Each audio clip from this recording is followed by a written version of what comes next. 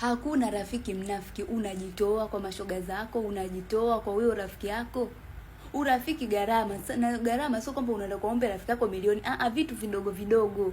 Shoga kila siku anakuambia twende huko, twende huko, gharama zote analipia wewe. Wewe hata hela nauli hata jelo uchangii. Kwanza ikifika na ndo unajifanyia uko busy na simu yako. Unachati, unajifanyia unaongea na simu. Kila siku anakutoa yeye tu. Yeye mwenyewe anachoka. Mwisho wa siku nipe nikupe.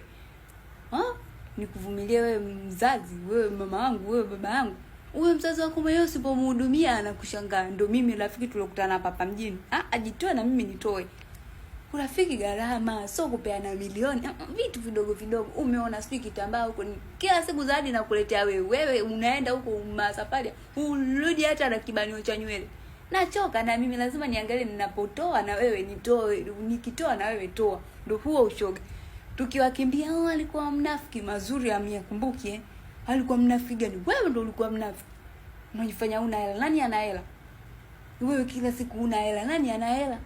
Hivyo hicho kidogo mimi nikikipata na share na wewe, si ndio rafiki yangu na share na wewe. Na sio kwamba unafiki. Unafiki mnautengeneza wenyewe. Unafiki tunawakimbia. Shoga kama haujitoi unakimbia. Ukituita mnafiki ndio wewe mwenyewe. Shoga jitoe.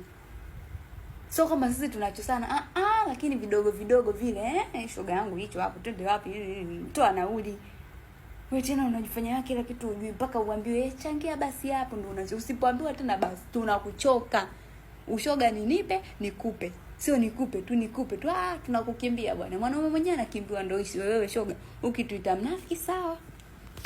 Lakini ushoga ni kujitoa. Utaka hapo kuita wenzako wanafiki, hakuna unafiki wote. Tunakukimbia.